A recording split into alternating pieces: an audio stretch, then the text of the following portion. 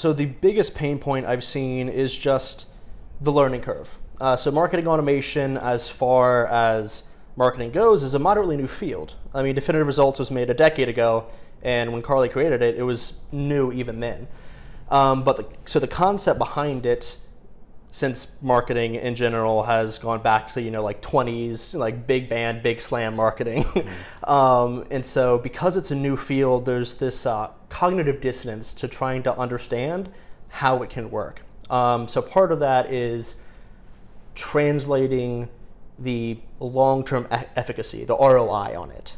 Because the whole point of an automation is to save time. It is to save money. It is to save resources so that you don't have to do the minutia. You don't have to get into the weeds and figure out how to email a list of 100,000. All you have to do is say, IFTTT, if this, then that.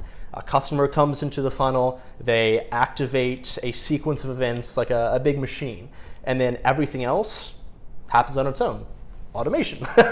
And so the biggest pain point is really getting people to understand how effective that is. So whether that is through analogy, whether it is through showing like real life examples of, whether that's through analogy or whether that's targeting a specific pain point to the industry, maybe.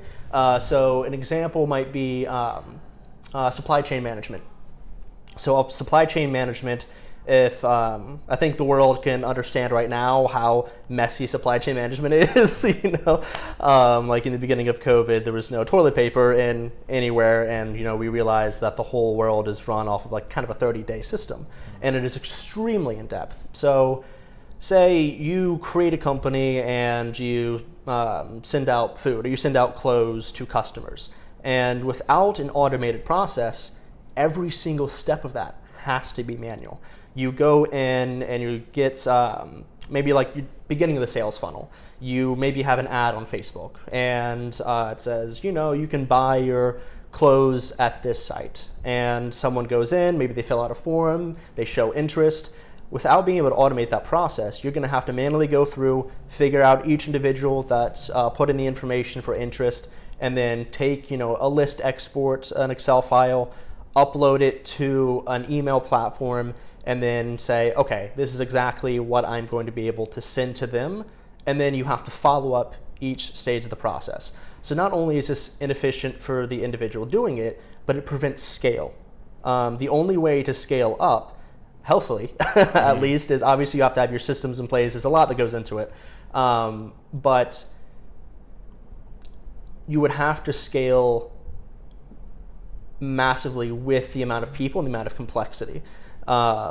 So you wouldn't be able to grow over a certain amount of context. Whereas with a marketing automation tool, or marketing automation for the emails, but also automation inside of like your Facebook ads, your entire sales funnel, it could just be a one-man person. I worked with a company before, and he was a one guy doing the whole thing. It was a permaculture training, and it was when I came on, and he didn't have marketing automation. He was around 100K in revenue, had a couple thousand customers, and we built out this marketing automation. It was all if this then that, barely any human interaction, and in a little bit over a year, we scaled to over $1 million with 2 people. Now, without automation, I can't even do those numbers. So all this kind of ties back into that pain point of kind of convincing, or not convincing, but giving awareness of how powerful this tool is so that you can work less and play more, essentially. Yeah, so when you're going through that process, trying to convince someone, I know you mentioned using analogies, and you provided a great example there of how you can do that, but what are some ways for people who are still not sure about marketing automation to kind of convince them that it's worthwhile and to kind of show them the ROI before you can actually show them the ROI? So the main value proposition there is honestly just to look around and break any system down. So, kind of like how, if you travel outside of the country for the first time, maybe you go to a third world country. When I was 13, I went to Mexico and lived on a ranch for a couple of weeks. And coming back from that, I was very thankful for working plumbing. So like it provided context to the larger picture. And when we don't have an external force to give us context instead of situation, we become ignorant. Not for any negative connotation, but we don't know what we don't know. And so part of that is a thoughtful expression. So the next time, like an advice for this to get awareness would be the next time you go into a food line, or the next time you get an email from a Fortune 500 company, think through what that process might be like. And start creating a list. And then if you're like, oh, I think, and it doesn't have to be exact, even a broad generalization will blow your mind. Just like, oh, I think it might take like, even a couple minutes per person to do this task without automation. As in the manual effort. And like, oh wait, this company has 6 million subscribers, so that would be like 24 million minutes, or like in this year to be able to do this. That doesn't make sense. That's not practical. And they can do it because of automation. Yeah, and I think a beauty of automation on the ROI, if you're still trying to convince someone, if they don't see the value still, is just explaining to them how with that automation in place, you're doing less of the manual work, which means you can do more of the work that you want to be doing. Where instead of the marketing piece sending email, copying and pasting emails, or batch and blasting emails, you can spend more time on doing what you want to do, which is why you created your business in the first place. Unless you're a marketing company and you want to do the marketing. Otherwise, you want to be doing something else. Marketing was not at the top of your list when you decided to start a business or when you're running a business. So I think that added benefit of the less time we have to spend manually doing marketing, the more time we can spend manually doing what we want to be doing. Yes, it's a core concept in industrial organizational psychology. It is not just optimizing the system, but optimizing the humans that work within that system. And so, in like a regular org structure, the higher up you go in the company, the more specialized the work is, right? So, a CEO, philosophically should always be willing to do something that a frontline worker does, right? But they should never have to do it. So a lot of CEOs are visionaries. They come up with the idea. Like you are an artist with the work that you do, and you're a visionary. You create the ideas. You also like doing the work, but you shouldn't have to do every single thing. And so if you had an automated system, good example of this is back to the permaculture. The guy who owned the company, it's permaculture, so he just wanted to be in his garden. Like, that's all he wanted to do. He didn't want to be behind a screen for 20 hours sending out emails. He just wanted to grow tulips or carrots or whatever it was. And doing this allowed him to do the things that he loved. So efficiency and just kind of the joy of life.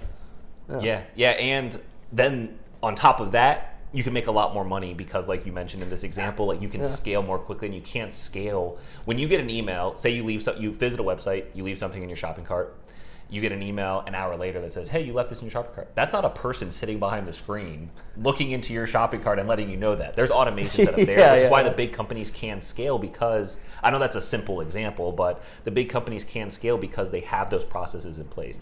It does take a little bit of time up front, but how crucial is making sure that you kind of establish that foundation in your automation to make sure that you do see that ROI at the end of the day? Essential. 100% essential. Like you said, it was a basic example, but you can't skip the basics. So everything builds upon itself. So it kind of goes along with any art that you focus a lot of time on. There was a saying from, I think it was Marcus Aurelius. It said, "We are what we repeatedly do. Excellence then is not an act, but rather a habit." And you do not achieve excellence, you do not achieve perfection, mastery in something by skipping the basics. You don't go from a 1 to a 10, 1 to a 2 to a 3 to a 4. And so the basics allow you to save a little bit of time. The more moderate, more in-depth things allow you to save a moderate amount of time, and the really insane technical things that can allow a Fortune 500 company to have 3 people working on a automation that contacts millions of people a year. Well, that's math that'll take you a lot longer to do than set up the automation. But yeah, at the 90-foot level, it is 100% essential to start off with the basics. And the beauty of it is that the learning curve is, like the pain point of the learning curve, is based on understanding the concept, because you don't know what you don't know. But after you understand the basics, your mind opens up to the infinite possibilities of it. Yeah, and I like that you circled back there too to the pain point of the learning curve. If you had one tip to wrap up, one tip to give to someone who is experienced that pain point today to kind of get them past that learning curve, what would your one tip be for them?